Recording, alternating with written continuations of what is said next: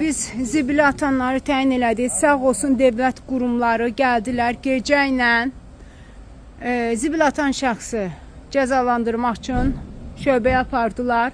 Rekmizin müdürünü də çağırmışam. Allah sizdən də razı qalsın, gecədir.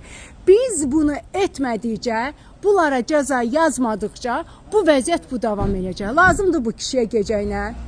Və sonra deyirsiniz ki, qoca arvadları çölü qar təmizlətdirirlər, küçə süpürtdürürlər. Və siz düşünmürsünüz ki, onu səhəri qoca arvadlar o boyda zibilə atacaq. İndi get, cəzanı ödə. Bundan sonra belə olacaq. İş verən mi o deyiləcək mənə? Qoy deyilsin. Rüsəm əmi, Allah sizdən də razı qalsın. Bilirlər ki, yamanam. Stupqıya heç bir hörmətə getmədim. Sərvər bəy, olmaz. Səhər 6-da durub o binanın qaban zibilən siz dənliyirsiniz, bu kişi mənə dedi. Dedi, deyirəm bizim bina mədənidir, 4-cü kvadrat. Dedi, hardan? Səhər durur 6-dan deyirəm dənli. Niyə dənləməsən? Kimlə nə istəyirsən? Hə?